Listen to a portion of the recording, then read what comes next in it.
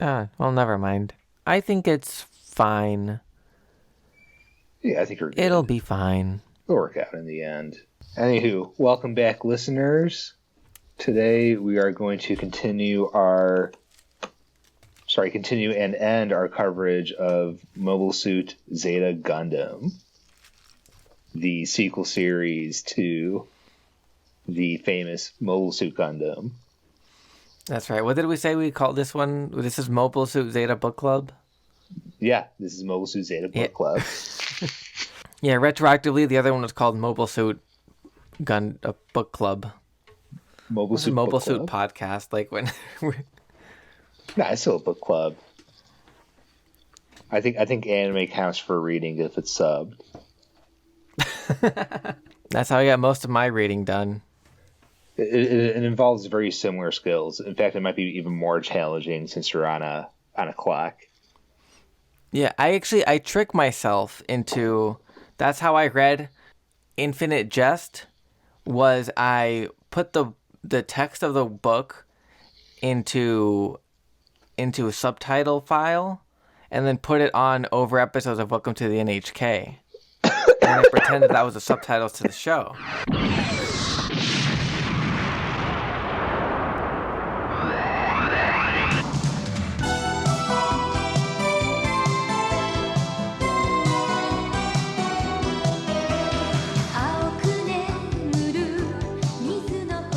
Just to kind of kick it off, I will fully admit that I was wrong.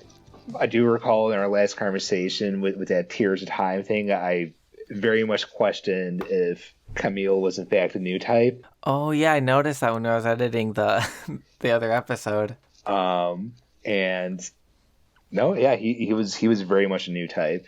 You were right about one thing. Things did not go well for Camille. Depends how you parse it out. It seemed like Paptimus did him dirty at the end. Yeah, that was a play, right? That was crazy. He used his male manipulator powers to, in his words, take his soul. Also, so that okay, yeah, that's what I mean. So, I mean, he's still kicking, right? So, I guess. Yeah, maybe, but like what you're maybe like ignorance is bliss. Maybe just being reverted into a childlike state. I mean, it kind of spares him from a lot that he had to do and suffer through. Right. Like having to surprise new type. A lot of like the new type thing really got out of hand. Not to jump around too much, Oh, I love this. but okay. So going Memento style, the crazy new type reveals that happened in like the last batch of episodes. Paptimus Goroko steals, takes his soul. I don't know what that. In his words, whatever. He makes him be like. He makes him like go down to like a childlike state in some way. But before that, Emma Sheen asks him to like absorb his strength, absorb her strength, like absorb her life energy or something. Like I don't know if that was established before, but that's how she dies, right? She's like really weak, and she's like, as a new type, can you take my strength and use it? Yeah, that's a new ability. I mean, she was gonna go anyhow. Um, Yeah, I guess like didn't the I didn't take that as him taking the last of her like life force though. You think it was just like her saying like I'm dying, don't let me die in vain. Right, like my soul will ultimately be with you, kind of like cats and for and Rosami's was ultimately following him around still. Okay, that's I like that better. I took that very literally when she said that. Is like because I think that was I might be getting the order wrong, but I think that might have been like a little bit after Camille's like new type abilities got so good that his Gundam started glowing and he was like deflecting lasers. Yeah, that was a little bit after that. Yeah, So I was like, okay, so I guess like if you're a new type, then you can just do things. yeah. To your point though, what's really odd thematically is that he seems to be getting stronger as more of these new types die around him. And that might speak more to Camille's spirit than What a new type is. Yeah, or like that's like the way, maybe like just the way that Camille is a new type, because Paptimus, his strength came from like manipulating people who were alive. That's true. And I think like Amuro and Char, their new type abilities are powered by how gay they are for each other. I Yeah. It's just a single-minded obsession between their rivalry. God, they really love each other. I guess we talked about it before in the first batch of episodes, but like we know it's Char when he's going down as Quattro Bagina. He senses Camille and he goes, "Feels like Amuro," like his first. Yeah, yeah, that's one track mind. He loves that guy. Yeah, absolutely. I guess Jared was a Char type in that regard too. Jared was such a funny, like, tragic, but it was like a Char guy in everything except like his impact on the world or the people around him. Yeah, yeah. Like he would show up and sometimes just like show up just the right moment for like the Argama's mission to become just that little bit more hard. And then like Camille would kick his ass, be like, "I'll get you next time. My rival, I'll get you next time." Just wasted potential. And then like the big battle, and he just like gets burned up. Such a quick way to like it, just not even a satisfying final fight for Jared as much as he had passion for Camille. Yeah, that was not reciprocated at all. I almost feel bad for him because he spent his whole arc was just him being humbled over and over again, even like in his own, even within the Titans. Like, he's introduced by crashing one of the Mark IIs, right? Like, he's flying it when he shouldn't be, crashes into a building. Yeah. Like, Emma Sheen, like, says, like, "Wow, you suck at being a Titan." I forgot this woman's name. The one who, who he asks out to dinner. Oh, darn. Yeah, his other love interest. I forgot, like, Camille killed her early on when he was, like, still learning how to pilot. Yeah. Which is an interesting thing as far as, this the show's gender policy. I mean, you could say like maybe she got fridged a little bit just for Jared's development, what development? But like she like beats him up like in hand-to-hand combat just to humble him that much more. Like everything is just like frustrations. Yeah. I feel like the only time I saw him succeed was when he successfully kicked people down on the way to not get blown up at Jaburo. Yeah, that was not cool of him. I get it. I get the situation. He threw people already on the plane off of it for his own sake. Because he had to live so he could defeat Camille. Or try. Yeah. It's the thought that counts. But here like we get to like some interesting that's probably like Tomino like trying to say something about the senselessness of war. Yeah. Like they had Camille then respond like, "Oh my god, he just died like that." Yeah, I buy that. Sidetracked. I mean, I love the scope of this. Like there's we're chatting characters. Yeah, I know the scope of it is really cool. Mm-hmm. I like that there's like a third whole other faction in this second part as well. Yeah. Man, when the introduction for that, like things were already like heating up and then like this wild card gets introduced in the Axis Xeon. Yeah. And like Haman Karm is like she only gets like a few scenes to shine, but by the end of the show, she's just very I mean, she's like she commands attention. She's badass. Like yeah, she is one of the only characters, if not the only, where I see Vegeta, Char just lose all cool and focus. Yeah, right. Like yeah, I mean, part of that is like the situation too. That thing with the child queen Minerva, yeah. Like, what a chilling introduction to Axis Xeon. Yeah. The rise of the zombies. The zombies is such an interesting little wrinkle to Xeon, which would otherwise just be space Nazis. It, like, especially now, it's like this, like, declining family, like, desperate like being held up by, I don't know, by these violent factions. Held up by their fanatics. Yeah, because like in the first Gundam, I thought it was interesting. Like it wasn't just space Nazis, which like the reveal of them being like Sieg Zeon and all that was shocking.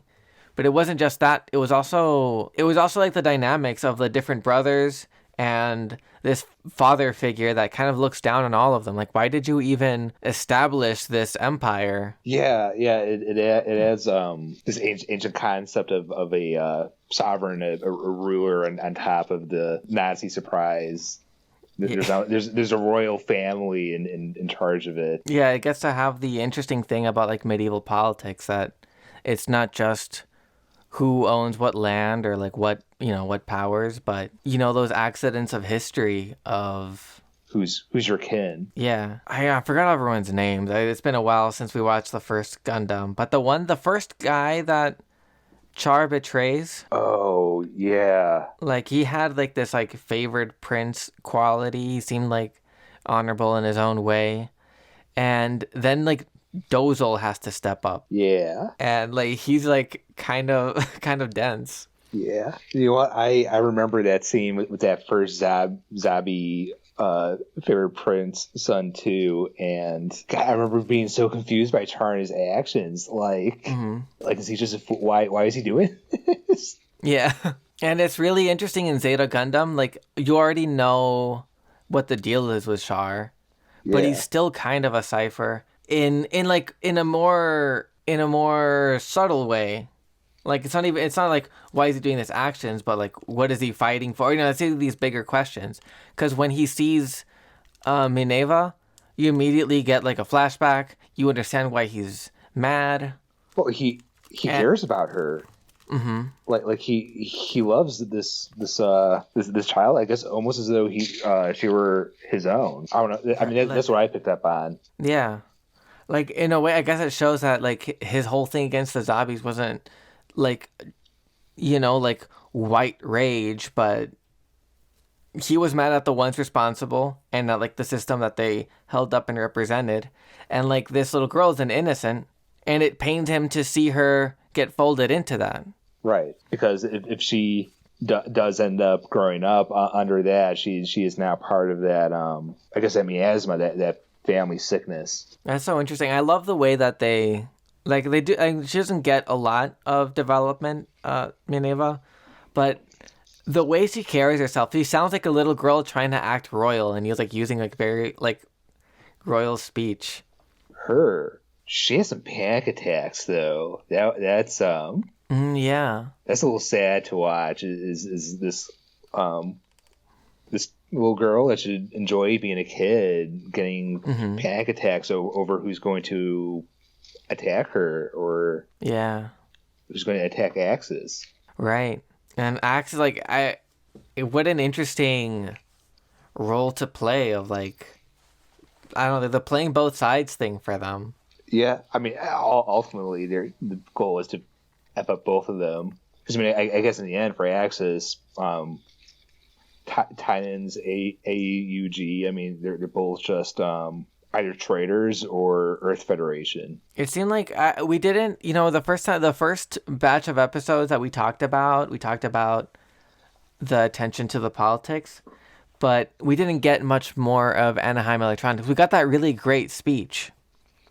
Yeah, at Dakar, right? Yeah, which was cool. It was also a great way to, to see Amuro again for them, like a great reason for them to return to Earth. Yeah. And you finally see Char kind of accept, like, oh, okay, I can't be this free cowboy in space all the time. I have to step up, I guess.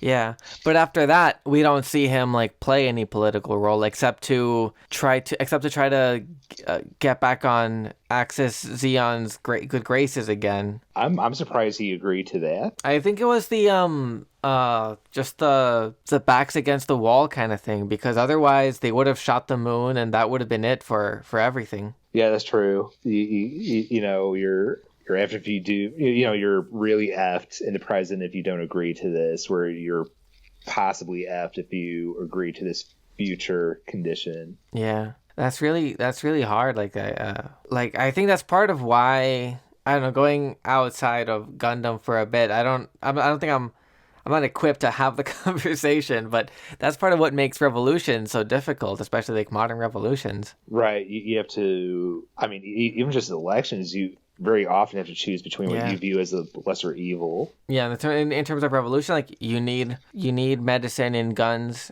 in order to keep going. You need to make alliances. It's just part of it. Yeah, make alliances with these cocaine dealers or these poppy growers. Yeah, because the other side is going to be making deals with cocaine dealers and poppy growers. That was like how Chiang Kai-shek, right? Like funded his nationalists was with heroin, right? Yeah, I think so. What was I gonna say? Oh yeah, but like I think like Katz for sure just was completely against it. He just understood these are bad people. We shouldn't be with siding with these bad people. Like real politic be damned. Right. I'm gonna stand strong by my ideology and But Char is kind of like a perfect soldier. Like where he's most comfortable is being a soldier. He understands like the tides of war, and that's like what he lives and breathes. Like I still feel like I don't know. The way it ends, I'm not. Titan seems to have been decimated, but I'm not sure how it's gonna go for the Earth Federation and what AEUG's like place in that will be. I don't know what the new status quo is gonna be, but should it go in the favor of AEUG? Like I don't see Char's future as a politician. Even in the last battles, like there was times when he wouldn't go out to fight because Bright is like, well, you are more important than your skill in a mobile suit right now. We can't risk you going out there. And the whole time he's like, I really wish I was out there. yeah, I wanna fly my mobile suit. Damn it! This is why I didn't want to give that damn speech. We were talking before about how things were going to go for Kamile. I'm bringing it back now. Yeah. But Camile's development, I think, was interesting as the show went on. Is like first he's like, growing up, he's maturing, he's seeing these like horrible things. He's finding ways to stay true to his ideals, but he is also getting more cynical and feeling more comfortable in the space of war. At least up until the last battle, where I think seeing Jared is like the last thing that breaks him. No, I mean there's also Rosamia. I'm mixed on her character. She was like evolved for me. Yeah, it seemed like it was an opportunity to explore more of the 4 stuff. There's also with her, like, wasn't he like seeing 4 sometimes? Like, wasn't his new type stuff making him see 4 when he saw her? Yeah, and I'm not sure if the Titans realize, okay, let's introduce Kamile to these cyber new types that are very similar to one another and see how much we can fuck with him. Yeah. Like, even if Peptimus didn't, like, mind break him, he still, like, would have come out of this whole ordeal rather broken. Mm-hmm. There was, like, before that, there's that scene where I think he attempts suicide. I'm not sure. It almost seemed like an accident, like he wasn't even thinking, but when he, like... opened up his face mask? Yeah. The way I took that is not every evolution or biological development or psychological development such as new type powers may be beneficial for old type human survival. Wait, it has something to do with his new type? Yeah. Okay. So like, amount of colors that humans see is actually pretty limited on the color wheel, but that lack of perception of things serves a valuable function because we're now distracted by less noise. Oh yeah. It's sort of survival function. You know, if we were suddenly introduced to all that stimuli, that survival function might be impacted. So it was kind of like, it was more like an absent-minded kind of distracted thing. What we measure up to being distracted or absent-minded or space cadet, head in the clouds. Like he wasn't thinking logically at that point, but Yeah, being a new type. yeah, because he seemed like it definitely wasn't like I'm gonna end it all in front of you. It seemed like he was like in another like state. It came across to me like, oh, I don't need this mask or human body anymore. Now that I'm in this state, I could very easily toss these things aside and still be okay. Amuro did something similar. Yeah. Yeah, when the Gundam was being absolutely ripped to shreds in that last battle, he's like, "Oh no, my main camera's gone. Oh well, I don't need that anymore." That's what that scene felt like to me. Just amplified, like, "Oh no, my space mask is open. Oh well, I don't need oxygen anymore." That does kind of track with later when he's in the cockpit and Faz like taking him back to White Base, like the last scene. Like one of the things one of the things he says is how stuffy it is in there. He wants to open up the cockpit. Yeah, So yeah, like there's a part of him that like doesn't internalize like the vacuum of space. I guess for a new type, it wouldn't be a vacuum anymore, would it? Or it wouldn't feel like one. Yeah, because it's like they're more attuned to life when they're out there. Right, and I guess because of that attunement, they're. I guess you're right. There's the absent-mindedness of, oh wait, I can't breathe out here though. Yeah, like just like an expert swimmer, like trying to breathe out of like being so comfortable in the water, suddenly Yeah, like forgetting they don't have gills or something. yeah. Yeah, but I think like that part of that was because he was so shaken up too. Oh, that's fair. I mean, he's totally being. That episode was intense. This was Yeah, a lot all was episode happening. 49, right? Like, kill them all to Mino. I mean, that nickname is pretty well earned. Right. Like there were some like sad deaths in the first Gundam, but they felt um like set up dramatically and as part of like a normal kind of sad story. Right. This felt more realistic to war. Like cats dying. I Yeah, think they you mentioned that in killed the chat. Like they killed off cats. It killed off one of the child characters. The first Gundam series, they killed off main characters, or important white base crew members. yeah, the one I remember the most is Juan. Maybe Yeah, he was the one who piloted the gun tank, right? yeah, that was probably higher up in those powerful deaths. But cats, they killed off cats Yeah, in the show.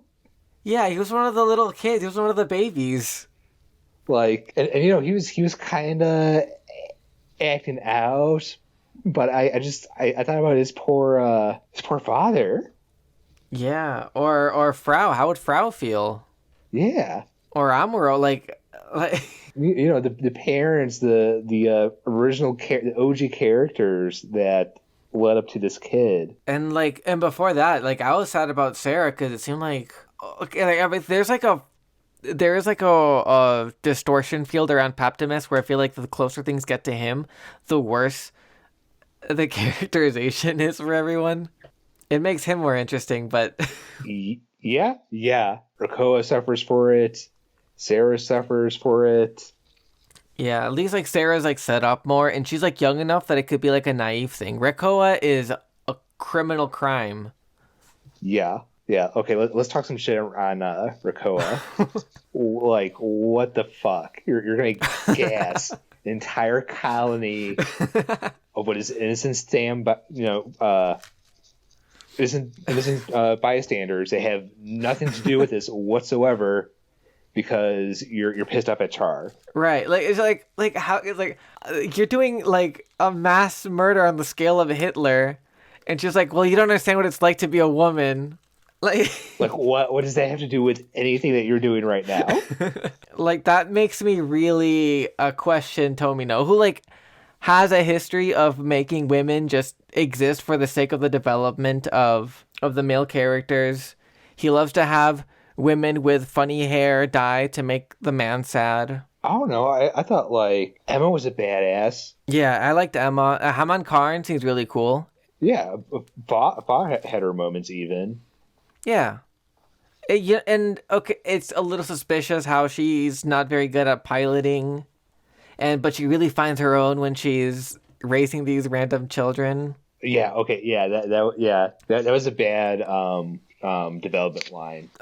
If there was other characters who were bad, like if Katz was also a bad pilot or something, or if like any other, if they had like other characters, or just the context of women in the show was different, I'd be like, well, not everyone can be a pilot, and some people are better at rearing children. Doesn't It felt like a second attempt at I don't know. at the Frau thing? Yeah, she was like a fraud 2.0. Yeah. Also, like it was his name Hamato that Frau ends up marrying? Hayato, yeah. Hayato, that was it. I guess that's fine. I don't remember him being very prominent in the first one, but it was already established that Amuro had a crush on Sayla, Yeah. and then Beltorchica, who has been rendered irrelevant. I thought she was gonna be more part of the story, I mean, she helped out with the Dakar mission. and I guess you could say that's about like any scramble, or most scrambles in the show. What the stuff that Beltorchica did was done by some other character. If when they landed and they were going to do their mission, some other person came in and said, "Hi, I'm Jennifer. I'm going to be helping out," and she did the same stuff, it wouldn't be that much different. Like it's not so That's fair. I mean, like Beltorchica had this thing where she was kind of idealistic and protective of Amuro in different ways. But the next time she's introduced, or like they talk to Amuro, he's like thriving as a pilot. And Beltorchica, they're like, well, she learned that things aren't always that way. yeah, it was kind of weak, wasn't it? Because I mean, they told us that they didn't even show us. Yeah. Off screen, no, she just assimilated into everyone else's worldview. Which is rough when any piece of media does that. Yeah, maybe. I mean, it's already they got their full 50 episodes. Like, I guess wasn't the priority when they were making it. Like the scale of it is something that works for and against them. Yeah, to your point though, it doesn't help the gender issues that this show is not helping with or presenting very well. Like if it wasn't all in the same show where a character over and over again keeps saying there are only men and women, there are only two genders, and that's good. Yeah, though I doubt this was the intention, but ironically, it did kind of show how regressive gender essentialism is a gateway for people to ally with fascist groups. She just ended up being like J.K. Rowling. Damn. Yeah, she really did, didn't she? Yeah, like maybe it was an accident. Maybe it was saying like, oh, the good guys are confused too, and they made this unfortunate thing happen. But now with that, Tomino foreshadowed J.K. Rowling. yeah, maybe progressive King Yoshiyuki Tomino like knew that this was gonna happen. It does end up kind of saying that it's bad to be like there are only two genders. Yeah, but they could have put that way better. they Right. they express that in a very 80s way, and Yeah. that does not excuse it. I'm trashing other 80s work. In terms of what they're trying to say, aside from the gender stuff, there is something to it. It is related to Char's failure to connect with her. I don't think Paptimus was that much better, but I kind of hand wave that with like he has a special new type ability to just be very persuasive. He's master manipulator. There's did you watch? I haven't seen it. I just am aware of the controversy regarding the last Halloween movie. The last one released. Yeah, I have not seen that. it's called Halloween Ends, I think. I have not had the chance. Okay, do you mind if I spoil it? That's fine. That is perfectly fine. Okay, listeners, skip ahead. So my girlfriend watched it, and she told me that and like a lot of people are mad about it because Michael Myers isn't the main killer in it. Oh, Like he kills, but there's this other guy who's like just some guy, I think. Maybe there's a hidden darkness, but at some point, Michael Myers like picks him up, looks him in his eyes, and after that, he becomes a killer too and goes around killing. What? So Michael Myers like does some kind of new type mind meld, I guess, and like makes the other guy become a killer. That makes no sense. Let me see what this guy's called. Halloween ends other killer. Oh yeah, Corey Cunningham. Corey Cunningham. They couldn't come up with a better name He's Michael Myers' protege. because Michael Myers needed a protege. Yeah, yeah, that's what was missing. Yeah, people were like clowning on that for a while, for a minute. But anyways, I think Paptimus Scirocco has this ability because like things start really going bad for Reccoa when he puts his hands on her shoulder, looks in her eyes. Yeah, she was not the same after that. So Yeah, I mean he is like Michael Myers. What I shared with you before, Zeus-esque, or Jupiter-esque. Let me find this woman to manipulate.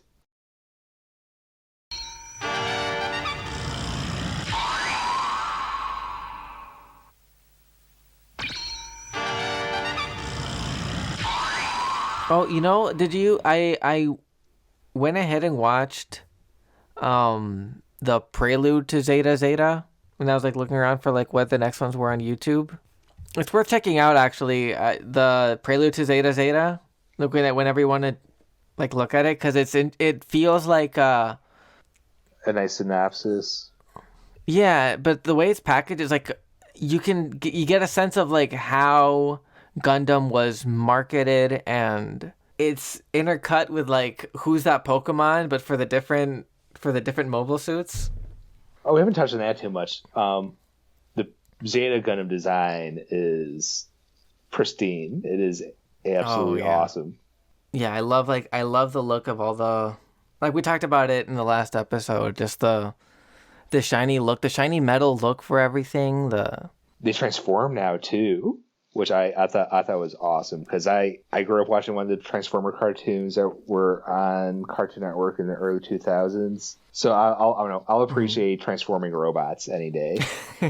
It's very satisfying to see the transformation play out, and like that's another thing else that I noticed is that whenever the transformations happened, it felt like unique animations, or if like they reused the animations, it was like on different backdrops. They were well done scenes.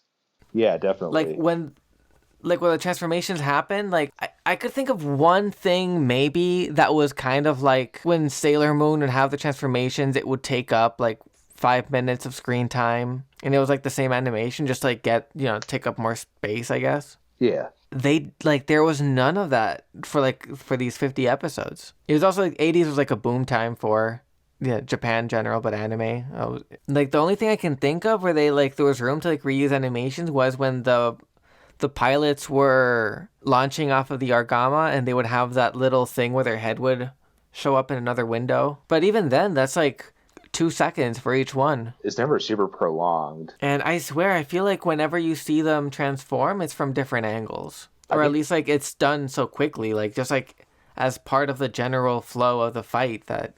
No, I think you're right. I mean, it's very dynamic. Yeah, dynamic is good. Is a good word for it. I feel like they've been getting better and better at the fights. Like I think when I was watching the movies, not that it was like poorly executed, but sometimes like when one of the space battles was happening, it felt like out of context reactions to lasers. Yeah. Like kind of like more chaotic, like almost like music, like just sort of reactions and explosions set to a certain rhythm, and it's like, well, until a plot point happens, I'm just gonna ride this energy. Yeah, I mean, it wasn't horribly done. I mean, you can definitely tell that it was an old animated piece from not 79, like 81. I mean, they you could tell there was some progress here. Yeah. Within the industry and how they were doing things. Yeah, like I loved at the end when Char is fighting. Who's he fighting? Is he fighting Paptimus then, or is he fighting Haman? I think he's fighting Paptimus when they're like inside of the laser. They were all kind of fighting each other at that point. It was I think Char was fighting Paptimus at that point, and then And Haman like went inside too. Haman went inside too, followed by Kamile.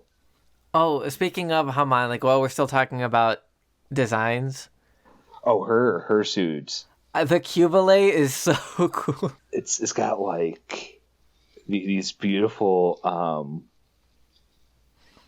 almost reminiscent of like a monarch butterfly in space. It was, Even when it transforms, there's something very bug-like about it. but it's not like a gross bug though. You know, it's like, oh, this is one of the bugs that everyone likes. Yeah, it's like sleek and refined, and like it's got a cool color scheme, color palette. Like Haman Karn's like design is like so cool too. Like I love her cape that has like almost like bat like. It feels like a Dracula cape sometimes, depending on how she's standing. Yeah, Yeah, is that a flare that thing? she feels very underrated in this show though. This is kind of sidetracking. I don't know how I feel about Scirocco ultimately becoming the big bad guy at the end of this. Yeah, because he like kills Dyamitov. And then, That happened very quickly. off scene too. They didn't show us that. I mean, they gave us the gun sound, but I don't know. I guess Scirocco's presence is what ultimately I think makes Jared and his archetype suffer. That's it is like a distraction. Like you're building up this thing, and then this other guy just comes in and makes it about himself. Right. And you know, when he was first introduced, I would not have thought that by the last episode he would have been the main villain for Kamile to take down. I don't know if this is like excusing it, but I will say like now you're saying it, like the AEUG got super lucky that the Titans and their different alliances ended up being so unstable. Like if it wasn't for infighting, they would have been a whole other thing. I guess that's what happens when your soul is way down by Earth's gravity. Right? Yeah, because they just have like such an Earth-centric viewpoint. They just assume that Paptimus is gonna stay subservient to them. Right. Why? Like, for what reason he signed his name in blood? Oh no. Oh, the other thing about the design, I just love how the Cubile has like its hands like on its hips when it's flying around. Yeah. Very, very sassy. Turrets, it shoots out, and just there's not a whole other threat to worry about. That's so, yeah. Like it makes sense in terms of like what their abilities are, like Paptimus and her, like as being it. Wait, is Haman Karn like? Is she new type? She's new type, right? Yeah, she is. That's right. Yeah, they have that scene. They do the mind meld. That confrontation in another plane. Right. No, I feel so bad for Sarah. She was when that moment where she was like admiring Paptimus for this a fight you couldn't even begin to understand. Yeah. Like it spoke to her potential because she's new type and stuff, but also like that's such a sweet like that's like a sweet pure like admiration is very sad, especially when you consider like who it's aimed towards and what it does her. Then, I mean, Cats was another possibility to like. Mm-hmm. But what Sarah met Scirocco first was the reason or something. Yeah. She's loyal. Another perfect soldier. Yeah, like what good does that? Kamile had a good balance. He was like going into a darker side where he was more like ruthless. It's like I should have killed them. I couldn't do it. I should have killed them. He has more of those moments. He takes like initiative and leadership roles. He seems like very comfortable as like up until Paptimus does his thing on him. Like it really seemed like he was coming into his own. Like he was like going more in the mold of Char than in the mold of Amuro. Yeah. Yeah. And then we saw the tears of time. Oh, just a side thing. Going back, I can't not mention um Sarah's super cool outfit when she's on the moon. Oh Like yeah, yeah. When she plants the timeless. bomb. Yeah. Which also interesting, like her as a perfect warrior, but she does eventually, just very quickly, um, she does very quickly tell Camille where the bomb is. Because Like she's ready to die. Mm-hmm. she's playing this, I guess, conflicted Mm-hmm. Lala type of characterization. Yeah, it kind of is like that, but she feels a little more real than Lala. Yeah. Like she's less of like whatever. Like Lala's like manic pixie a little bit. Uh, Yeah. Yeah. and Four and Rosamia kind of have that, but Sarah feels like she feels like a real person. Like when she's like making a decision, it's because she came to that decision because of feelings that she has, not just because of like her Her head like hurts. the thing that she yeah. And but like who gave her like was that I guess Paptimus would. I bet he would. We never see Paptimus's like streetwear. I bet he had drip, as the kids say. Yeah. Yeah. It would totally fit into his characterization, and he probably gifted her those things. Right, he's like, this crop is gonna look so good if you pair it with this like sleek trench coat. The pearls are such a statement. You gotta go for the pearls. Here, I have this beret. I got it when. Hell yeah, that shit slays for my perfect moon spy. Like, yeah, everyone's designs are so cool. I even like we talked about it before. I even like um Camille streetwear from the very beginning when he's just like a Vampire Weekend member, I guess. Like he's got that sweater with the button shirt beneath it, but he's color coordinating with his hair. Yeah, he's very he's also fashion minded. He wouldn't admit it. He just like he just naturally has like, a sense A swagger. of swagger. Emma Sheen looks so cool. Like when she like in her outfit when she changes to the AUG um uniform. Yeah, Everyone's uniforms are different. Now that I'm thinking about it. there's variety, which is kind of Yeah. odd for a military um, spaceship, but whatever. Yeah, but I guess because they're so ragtag. They're the freedom fighters, so Yeah, it's they got. fine. It's like the only thing that was Foz size was a yellow thing, and the only thing that was Emma size was a green thing. Uh, Bright likes his old. Uh, actually, what does Bright's uniform look like?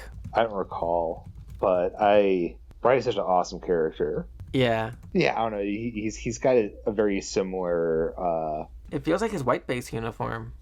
It kind Yeah, of is. he just keeps his Earth Federation uniform. That makes sense. You know what? Because he was always himself, and it was the Earth Federation that changed. I respect Bright. Yeah.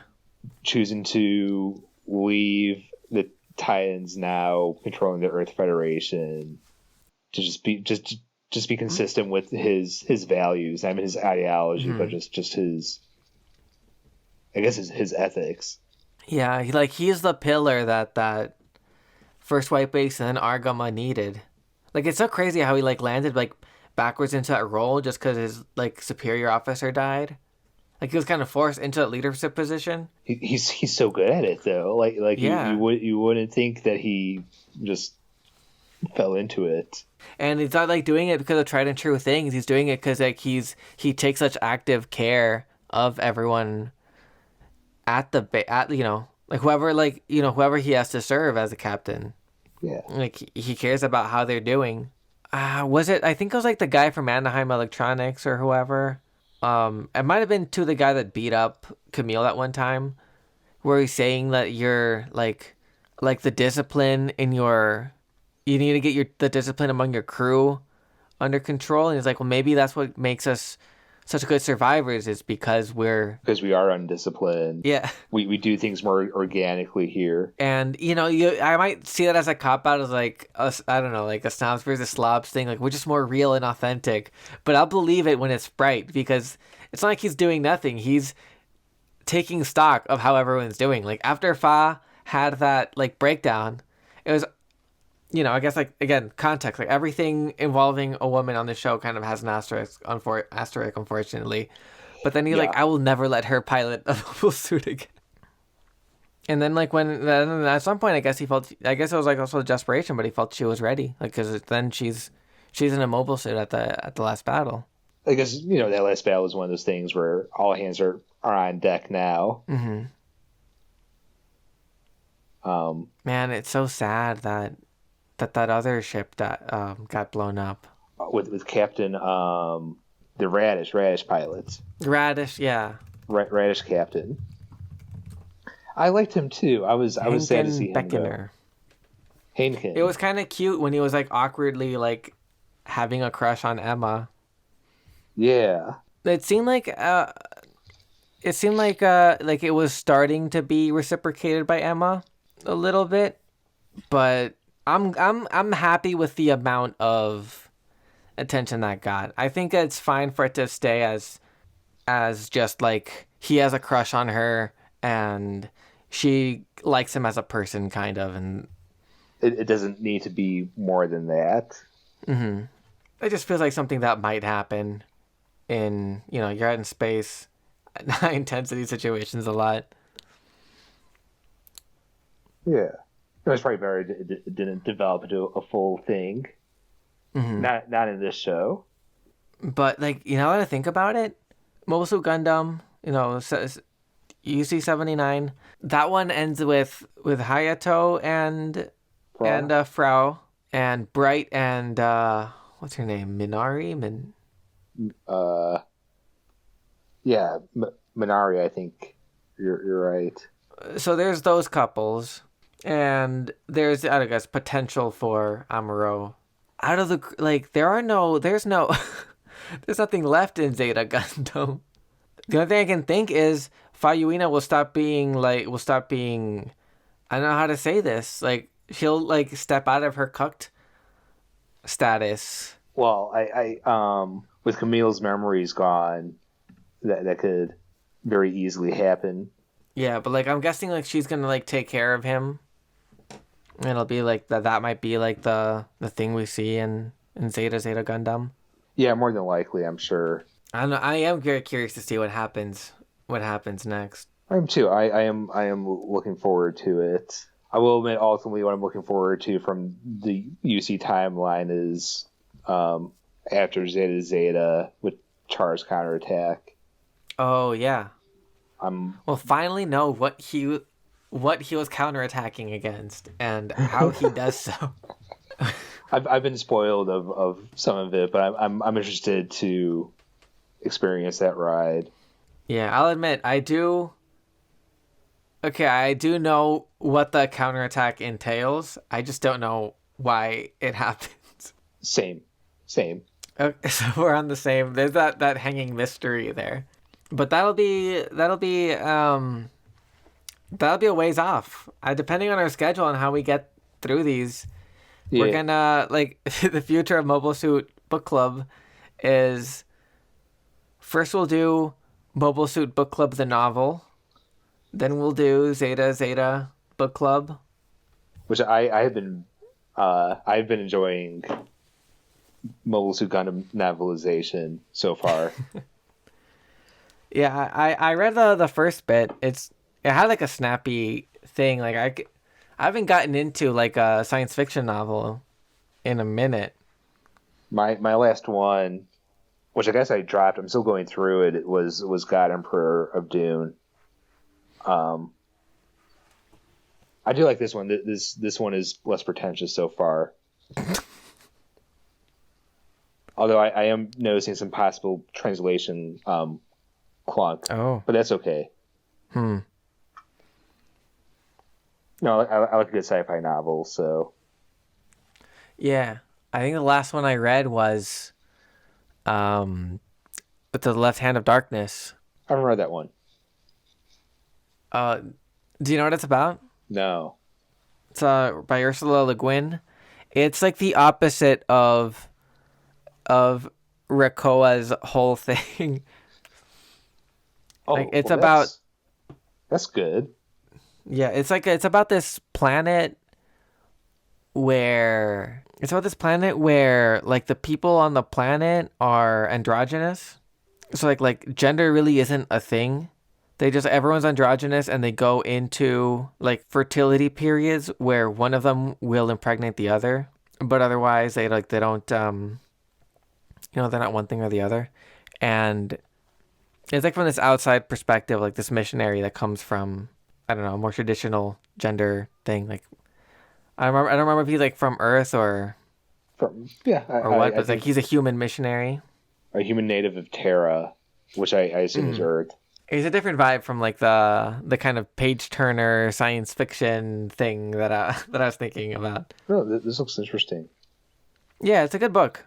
I read that pre-pandemic, so that's the last science fiction book I've read. Well, hold on though. You've read I Have No I Have No Mouth. Mouth. Yeah, That counts. That's a book, right? that counts. I mean, it's a short story, but it packs a punch. Either way, like that's still like the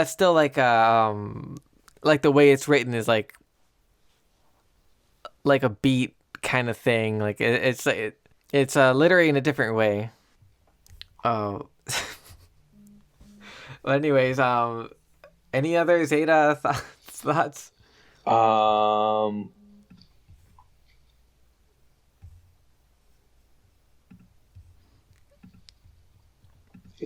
no. Well, Not. I guess to close, it's cyber new types are fucked, aren't they? Oh my god! Like that's like speaking of science fiction, like that's such a dark science fiction concept. Just like this, just a gross artificiality to it. When it's very interesting because like Kamile gets it twice in a row where he like gets to connect with these people. And one of them it's like a slightly artificial connection because like she's been like Rosamia's been like her brain's been or her mind's been altered in such a way that she's always looking for some abstract idea of a little brother for the sake of infiltration and manipulation. Yeah, I mean, it total step up from four. So with four, it's just okay, no memories, and you're tortured and absolutely effed for it, and that makes you super dangerous. Rosami, you get this false memory. Yeah. Like even more primal than a memory, just like sort of like this is a relationship. Like does he like bring up any actual memories or just say, oh, this is little brother?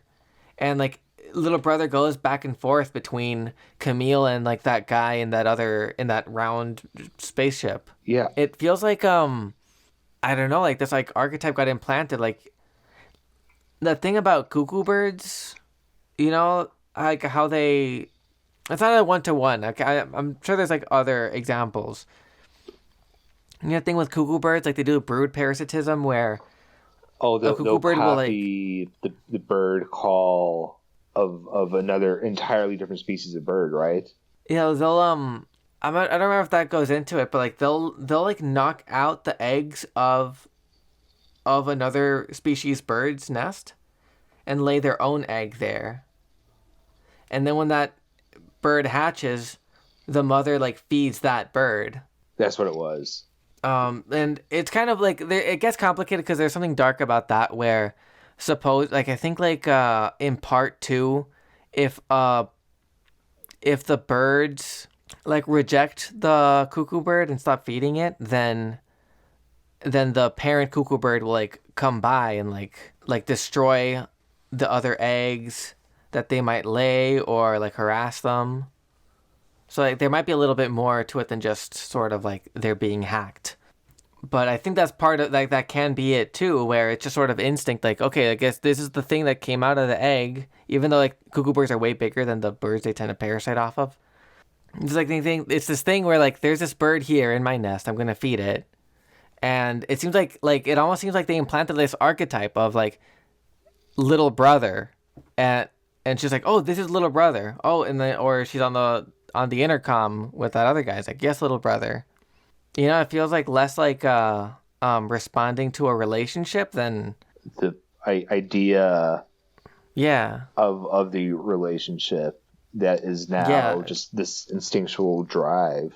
Yeah, this brood parasitism. Yeah, it's not a one-to-one thing, but No, I mean it's an inspiration for sure.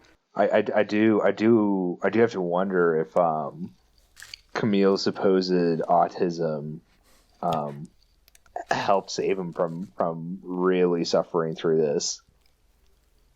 I guess he still played a part in it, but he still suffered as a result.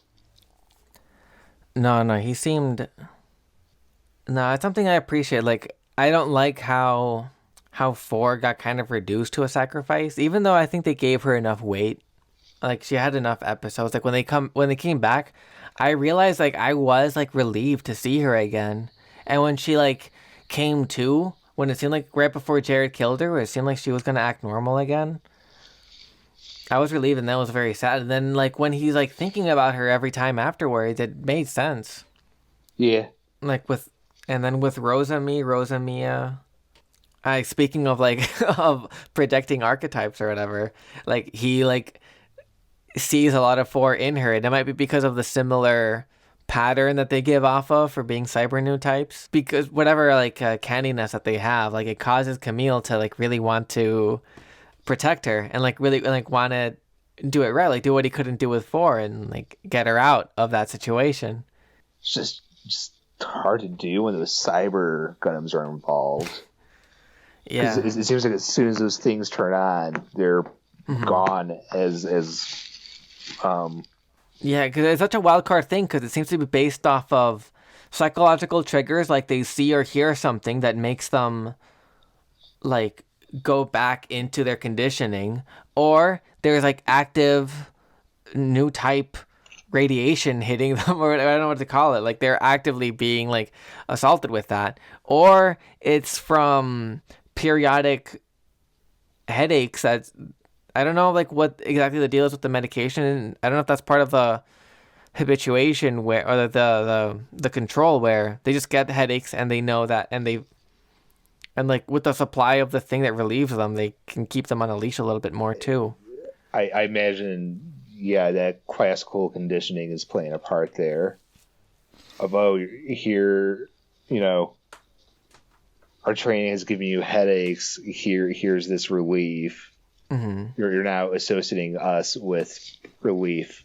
Yeah, and that's the more evil option. But I don't know if it's much less scary if it's simply that whatever training they do have on account of the cyber new type thing, it breaks them, you know, on some level where that's just like something they need to live. Right. Like either way, it's really sad because they're either like inherently, you know, who knows, like Like they all share they all share this fear of Zeta Gundam making the sky fall down. yeah, that's true. Man, why are they so scared of the Zeta? What's the deal? I thought Camille designed the Zeta Gundam. I might be like totally off. Did Camille design it? Or was it plans that he stole from his dad?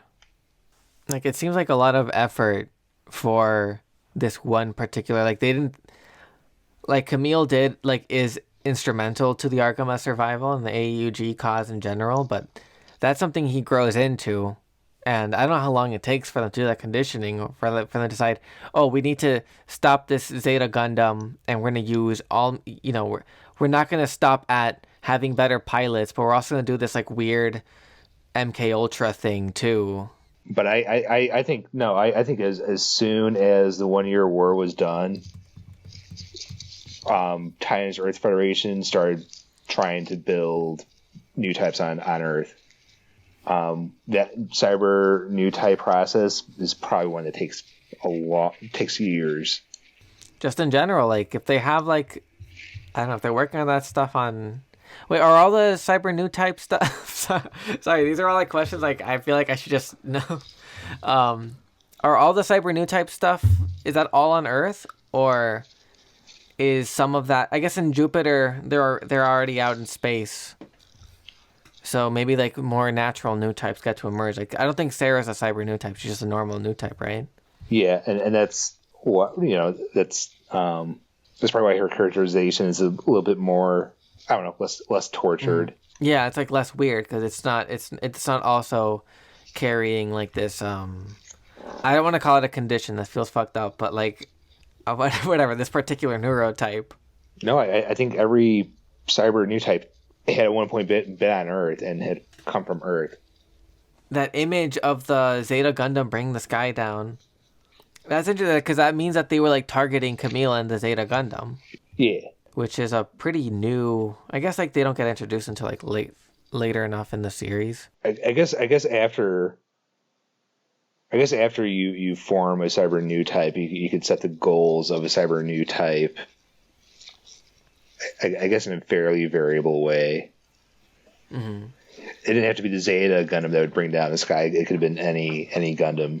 But they can like, yeah, maybe they have like that planted. Because I'm thinking, when he's reunited with 4 and they go to the doctor and they talk about getting back her memories, doesn't the doctor say that that's impossible? Yeah, but why believe her? Yeah, I guess so. I guess there's room for... Because we've seen episodes before, accomplish this for us and you will get your memories back. So I'll believe that they were lying about being able to get him back, and then like, gun to her head, she's like, oh, actually, oops. I lied. Turns out like we're evil. No, I don't know, that doctor person seemed to care for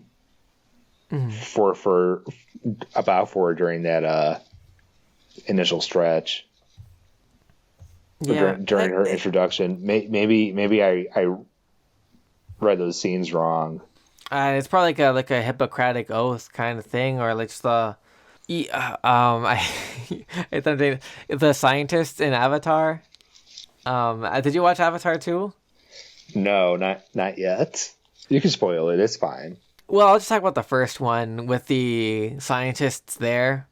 How they're there out of like a genuine love for Pandora and the Na'vi and everything, and everything about that. But their only reason why they're there is as the arm of the military occupation, and this like company that wants the resources on the planet. Like you can't like raise someone and not have some kind of attachment. So that would make sense that there was something there. Like I would say even like with Rosamia, like that guy that's following her around on that other thing, he seemed to like care about her well-being. Like it wasn't just like we're manipulating her. Even though that was like his job to do it, there was a tenderness to him, which kind of makes it dark. And also Paptimus, like he is just using these people, these women for the most part, but like he doesn't not care when Sarah dies. No, that's true. He does care, or shows some sign of expression. That's kind of I don't know. Let me know if this is a stretch, but that's kind of part of the push pull of like the themes in Gundam. The stuff with the new type is like it makes you really good at machinery, and we've been talking about this since like the first Mobile Suit Gundam episode. It makes you good at machinery, but also kind of makes you good at like being an empath and connecting to people's spirits and all this, like more nice organic stuff. And there's a push pull of like becoming an instrument of war and fighting for something. And like with the cyber new types, it's like straight up like they're like weapons for like more straight up, like they're like manufactured weapons almost, like these people. And Camille is like trying to bring out their humanity. But you see like how that humanity is also part of what is leveraged in order to get them to be those weapons. Yeah. They are, yeah. I think that's part of. It just makes that concept so much scarier. Yeah. Yeah, there's some really dark stuff around the cyber new types. This leveraged humanity and this weaponized state of mind that should never have been weaponized. Like when it's like this like from the ground up industrial process too, you can feel it in a very evil way. I don't know if it's like a light side of the coin.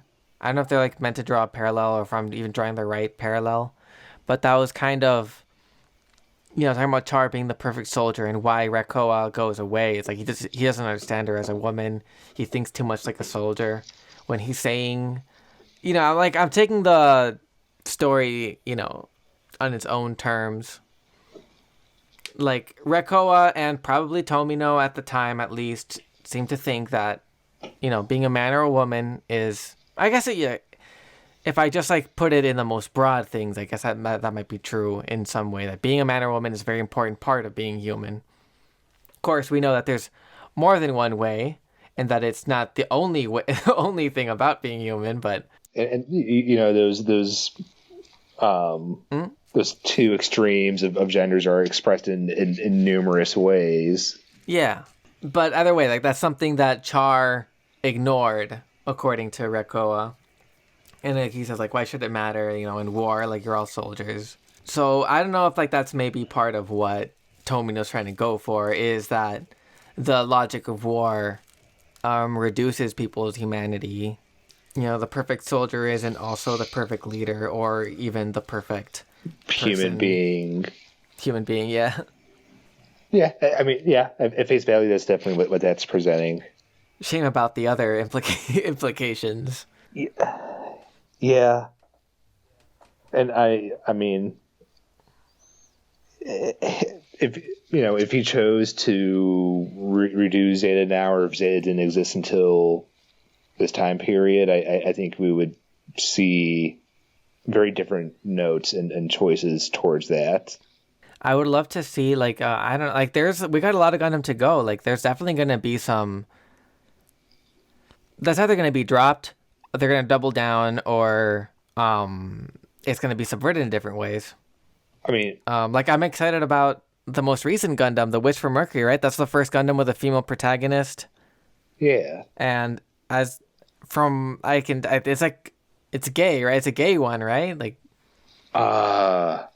I'm really trying my best to not spoil myself of the Witch from Mercury, because it looks amazing. No, I mean, I guess part of it really, I mean, is Ali Tomino is directing all of these. He's still alive, I guess. I don't know what his involvement is.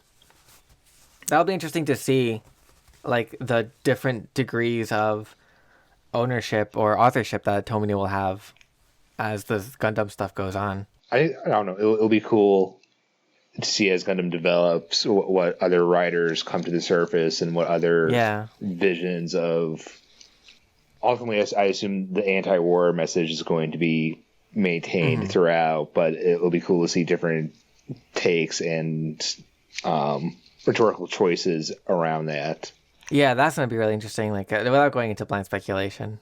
And, for his flaws, I guess I'll I don't know, kind of closing thought. Yeah. Even with his flaws, I very much appreciated Zeta and the directions it took from the original series and how it amplified. Yeah. Mainly casualties of war, and really pushing on that. Yeah, it doubled down on the anti-war things. Like it knows where to provide and withhold catharsis to like really like hit you over the head with those themes. Like with Mobile Suit Gundam, with the compilation movies that we saw, it established curiosity for me. Like I was pleasantly surprised by the quality and like the storytelling, and the depth of the world. And I hope it's not too soon to say, but with Zeta, I feel like I can more comfortably say I'm a fan now. Like now this is like, oh, I like Gundam, the venture. I like Gundam. It's like the whole thing. The whole thing is like we seen two things, but you know what I mean. Like I really like Zeta. I like Zeta for an '80s anime, and it's effectively hooked me on Gundam for sure. Yeah. Although that third movie really got me. Those final scenes and that film work, like chef's kiss. I was not expecting to see too much psychedelic scenery and scene work there, but Yeah, Zeta Gundam, like it did have some cool like new type stuff, but it didn't have that moment where Tomino's eyes, like you just see their outline in the background becomes like water rushing in. Like that moment, you don't get a similar moment like that. Like no. Which maybe doesn't need, but that's what really impressed me with that original series was that. Right, but yeah, Zeta. How would you rank them so far? I mean, it's two. Like, I guess which you like better so far? Which two do I like more? I guess my absolute favorite is the third movie of Mobile Suit Gundam for its psychedelic work and effects. Because I mean, frankly, I was not expecting the new type stuff they were talking about to really embody itself in film in that way at that point in time. It is very strong. Like if we're separated, like the third movie also, I feel like the final showdown between Char and Amuro feels like it has a lot more weight. The stuff with like running away from Abaku when it's about to explode was like very exciting. Like it's a great ending, and like the scale of that battle feels, it's definitely easier to follow. Like it's one operation instead of like this like the cloud of conflicting motivations like within each crew even. Yeah. Which like it has its strengths, but is less dramatically readable. Yeah. I mean, I don't know. Maybe it got a little repetitive, like, oh, let's go back to Grips 2 again. Because I thought like once they diverted that colony or whatever that is, that meteor thing, that could have been enough. Maybe. Oh, well, we'll see if like as it goes on, if the climaxes keep involving a giant laser or not. So far, we're 2 for 2. Yeah. So far, we are 2 for 2. No, I think we're going to see that for a while. Planet destroying lasers seems to be a popular trope. Is it a trope? It's very popular sci-fi imagery at this point in time. If you're in space, and like also like within Gundam, once you have a planet destroying laser, what are you gonna not use your planet destroying laser? Right. It seems very useful. But what was I going to say? I mean, I rank Zeta Gundam above the rest of the movies, but that third movie is tops for myself. Okay. I don't know about yourself. I'm gonna more go more all in for Zeta. I love the style, and I think like I don't know, like I found myself more attached to all of the characters. That's a fair point. But I totally get where you're coming from. I wonder if we feel that way had we watched all 43, 47 of the original series. Yeah, that's true. This is a fair critique of the movies, though. Not every character got enough screen time. Mm-hmm. Everything felt very rushed. Yeah, as a show, it might work. That's something I might. We'll see if it's worth revisiting in the future. We'll be reading the book too, so we will be doing the 1 Year War justice.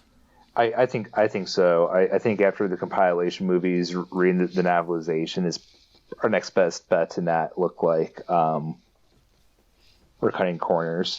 Yeah. So, anyways, you want to call it a night? Yeah, I think so. It's getting late. Sorry about that. Yeah. So. No, I enjoy. Like I've been bottling this up for I don't know, going on a week and a half, 2 weeks, however long it took us to. Yeah.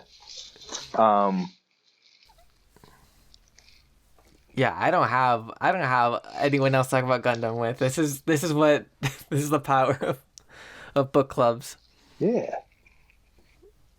Hell yeah. Oh, yeah, join us next time for book club.